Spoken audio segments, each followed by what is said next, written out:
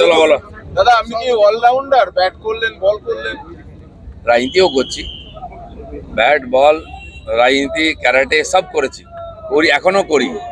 সেই জন্য আমার সামনে আসতে লোক একটু ভয় পায়। যত দিন যাচ্ছে কীর্তি যাচ্ছে তো ফিকে হয়ে যাচ্ছে দেখা যাচ্ছে। রং কবে ছিল?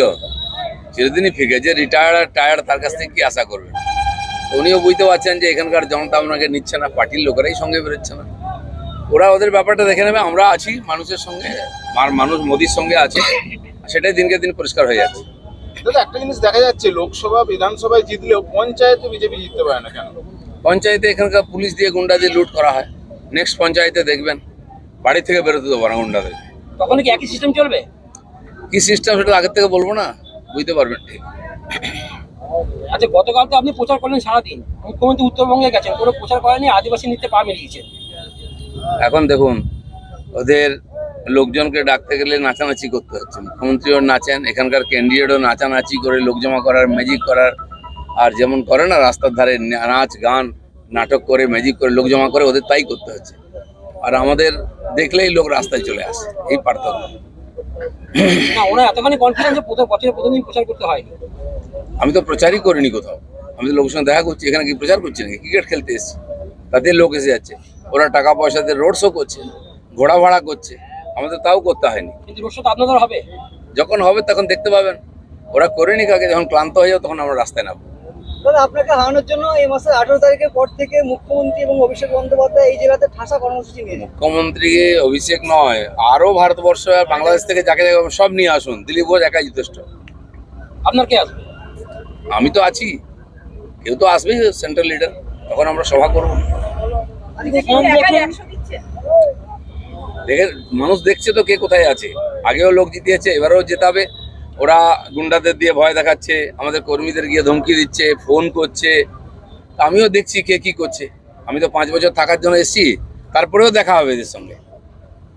সংগঠন নিয়ে অনেক প্রশ্ন হচ্ছে, পুরনো নেতারা নামছে না, পুরনো কর্মীরা নামছে না, এনে দলের ভিতরে প্রচুর ক্ষোভ রয়েছে আর কি। আপনাদের মধ্যে ক্ষোভ আছে, বিজেপির মধ্যে কোনো ক্ষোভ নেই।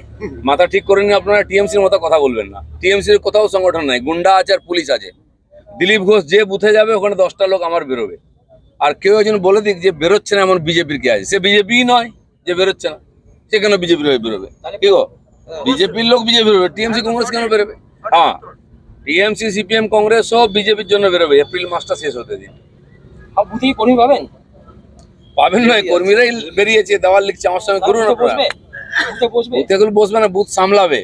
আর কেউ বাইরে থেকে যদি যায় সে কিভাবে ফিরে আসবে সেটা আমরাই ঠিক করে নেবো। আগেরবার তো মার খেয়েছিল, কেউ তো পাশে দাঁড়াননি বলছে অভিযোগ ওদের।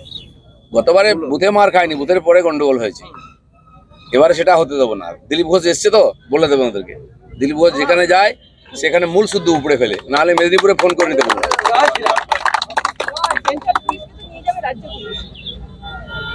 তাদের তো চোখ কান আছে, তো তাদের অবজারভার আসছে।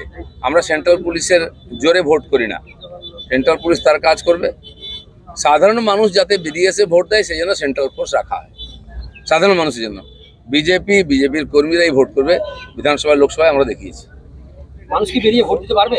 নিশ্চয়ই দেবে, এবার তো আরো বেশি দেবে। গতবারে যারা দেয়নি তারা বুঝতে পারল আরে বিজেপি জিতে যেত, আমরা দিলাম না কেন, এবার তারাও দেবে। ঠিক আছে, আমি তো লোকের সঙ্গে দেখা করছি, কিছু বলছি না, ওদের কথা শুনছি, খালি শুনছি। রাস্তাঘাট নেই এখানে। এই বর্ধমান এলাকায় পুলিশের এত অত্যাচার, যারা ট্রান্সপোর্টের বিজনেস করে, ট্রাক মেটাডোর থেকে নিয়মিত টাকা তুলছে, যেখানে সেখানে নো এন্ট্রি লাগিয়ে দিয়ে সমস্ত গাড়িকে আটকে দেওয়া হচ্ছে। বিনা কারণে জাম হচ্ছে আর ঝামেলা করে টাকা তোলা হচ্ছে। ট্রান্সপোর্টার আমার সঙ্গে কথা বলেছেন, বলে দাদা খুব সমস্যায় আছি। ইচ্ছা মতো রাস্তাঘাট বন্ধ করা, অত্যাচার করা, ভয় দেখানো আর টাকা তোলা পুলিশ এবং টিএমসির গুন্ডারা মিলিতভাবে করছে। মুখ্যমন্ত্রী তো বাংলার জন্মদিন পালন করলেন হঠাৎ করে। বাংলাকে উনি জন্ম দিয়েছেন নাকি? এই বাংলা কবে কার আমলে শুরু হয়েছে? আর 25শে বৈশাখ কবে, পয়লা বৈশাখ কবে শুরু হয়েছে?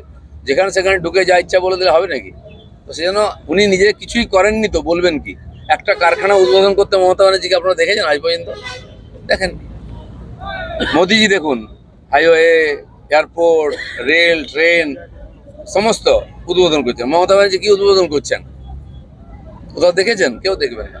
সব কাটমানি আর লুটপাট চলছে, ওই টাকা লুট হয়ে যাচ্ছে আর রাস্তায় হাঁটছেন টাকা দাও টাকা দাও টাকা দাও। সারা জীবনটা কাটিয়ে দিলেন এরকম দাও দাও করে। দাদা, লক্ষ্মী ভান্ডার 500 থেকে 1000 করা হয়েছে, effect হবে ভোটে? 5000 করলেও কিচ্ছু হবে না। লোক জানে ওই টাকাটা ফুর্তি করার জন্য, ভোটও দেবে না। ক্লাবের টাকা কেন বন্ধ করেছেন? 600 কোটি টাকা ক্লাবকে দিতেন, 1,00,000 2,00,000 করে, ভোটটা বিজেপি পেয়ে গেল, টাকাটা ওদের নিয়ে নিল। না, পাবলিকের টাকা নিচ্ছে, আর যে সরকার হবে তাকে ভোট দেবে।